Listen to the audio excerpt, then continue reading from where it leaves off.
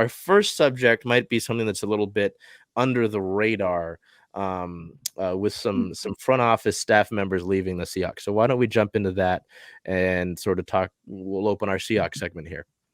Yeah, so diving right into some team notes here. On the 15th, it was announced that QB coach Dave Canales leaves the Seahawks to become the Buccaneers offensive coordinator.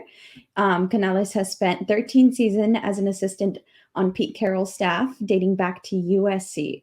Assistant wide receiver coach Brad Idzik is also joining the Buccaneers to become their wide receiver coach. So looks like we lost a couple of our staff members to Tampa Bay.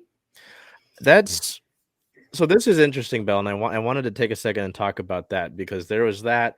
This last one I'll add that took place a little bit earlier in the day isn't as maybe necessary that I'd speak on, but the Steelers are expected to hire former NFL linebacker and former assistant linebackers coach Aaron Curry from the Seahawks to be their linebackers coach. So a few guys are heading out from Seattle that are, I don't want to downgrade their position, but they're like minor coaches, in a way. But with Canales, I know that you talk about him being around since the Pete Carroll days, the quarterbacks that Pete Carroll has worked with at USC. Obviously, you look at Russell Wilson here, the work that was done. Oh, I'm not going to do that. Oops. I want to put myself out of focus. Geno Smith here, right? There was a lot of talk about how important he was to Smith and Locke this year. And a lot of people think that his departure and obviously the retirement of Tom Brady might mean that we see Drew Lock go to Tampa Bay.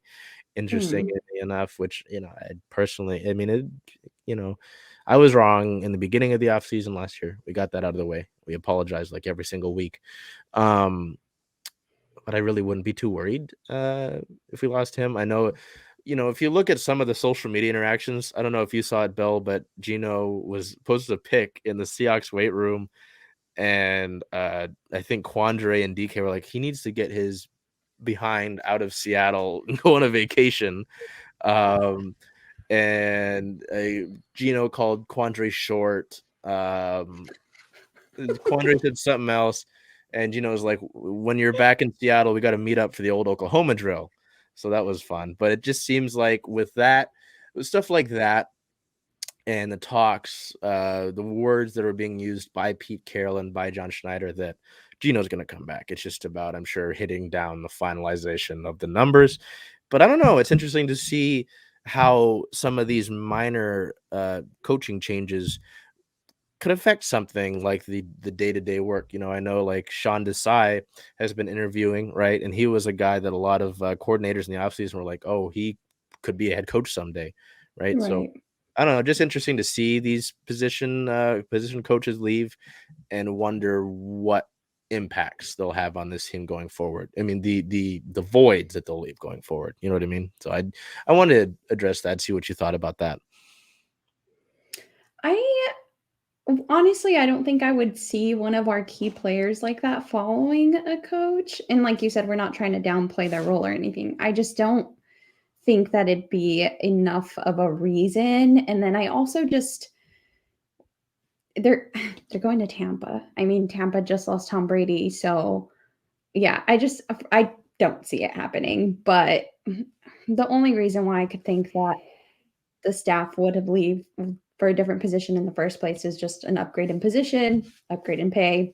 That's what we're all striving for. So, but yeah, I don't see it making an impact on our roster and people following them. So, hey. Oh, I don't have any comment. Yeah. Move on to the some news that we received on the 16th. The team has also announced 4 promotions in their personnel department. Nolan Teasley now holds the title of assistant general manager. Teasley first joined the Seahawks as a scouting intern in 2013, in part thanks to fellow Central Washington alum Heinlein, then became a pro personnel scout in 2014. He later was promoted to assistant director of pro personnel, then director of pro personnel in 2018. We also have Matt Berry, who is now the senior director of player personnel. Berry, who joined the Seahawks as a Southwest Regional Scout in 2008, became a national scout in 2014 before being named director of college scouting in 2015. He will continue to have a strong focus on college scouting while also being responsible for the pro scouting department as well. Aaron Heinlein, who steps into Barry's former role as director of college scouting. Heinlein, who previously served as assistant director of college scouting, began his career with the Seahawks as an intern 17 years ago. Jeez. A Woodinville native, and Heinlein played college football at Central Washington. Willie Schneider will take over as Teasley's former role of director of pro personnel. Willie Schneider began his career with the Seahawks as an intern, working with the personnel department as well as the coaching staff. Most recently held the title of assistant director of pro personnel before this promotion to director of pro personnel. Some decent moves there. I don't know. It's just interesting with the last two, right? Two here started however many years ago as an intern, and it's really interesting. Like I saw, you've met Jen, right? Jen Mueller, Yes. at those games. And I only mentioned Jen because a few weeks ago she posted a thing about how Root was hiring interns, right? And I just, you never know what you can do with those opportunities, really. And then now us two are talking about these guys who used to be interns and now they're taking Yeah. positions with the team that will be potentially influential with the franchise's future. And you talk about college scouting, and sooner or later here, man, I think we should get together and we'll do some mock drafts because things are heating up. I saw something that the actual Seahawks account posted where, with the 5 pick, we take Jordan Davis, which is great, beautiful, love it. But then at the 20, we take the quarterback out of Florida. I think it's Anthony Richardson. I'm not going to take a quarterback with my first 2 picks, especially not in the first round, considering that you're likely getting a deal with Geno done. I get that you want to build an actual quarterback for the long-term future, but I think you've got too many things to address on the defensive side of the ball. To go outside of defense unless you get a playmaker like Smith and Jigba at that later pick. But that's something that we should save maybe for like next week.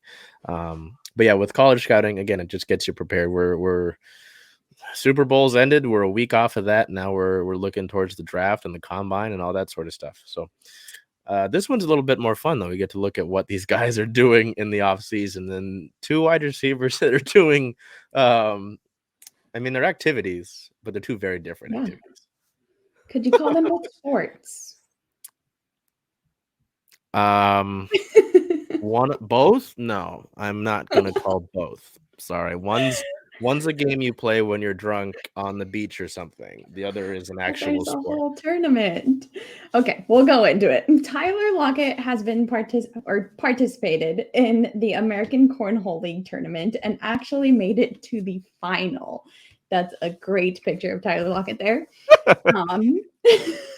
That's the only reason why I asked if you could call both of them sports because, hey, there's a whole league. I mean, that's news to me. Yeah, but there's like a Dungeon and Dragons league, I'm sure. That's not a sport. Come on. All right, we'll move on to DK, who has also been busy here. He participated in the NBA All-Star Celebrity Game and won the MVP award. He had 20 points, 10 rebounds, and 4 blocks. And I think we've seen circulating that video where he makes that catch way high. I mean, the vertical on him is crazy. So, of course, that led to skepticism that he would get drug tested. And apparently, after the All-Star game, they decided that they would drug test him. Hi, DK. Can you pee in a cup for me? We need to make sure that's okay. You're good at basketball too? Hold on a minute. Hold on. I didn't watch that event, but seeing some of the clips of him, like, I think he had a transition dunk. I was like, God, dude, Jesus Christ. Like, spare some athleticism, please. I want to go and play center field again, like when I was young. Please give. You gotta get on that diet, that candy diet. That and chocolate, strawberry milk. I think it's strawberry milk is DK. Yeah, the Nesquik. I got to get the Nesquik sponsorship. God, yeah, that was, I don't know. That is cool to see what they're doing, but yeah, just kind of funny to see. That would be great if we had the rights to the videos. Is have DK, doing his dunk on this one, and then we have Tyler cornholing. I don't even. I'm sure. Sack. Yeah. So again, someone out there who's pro cornhole, sure, whatever. But I'm sorry. We had a kid in middle school who was like, chess is a sport. I'm like, no, it's not. That is a game. It is not a sport. Anyway, before we cause any more argument,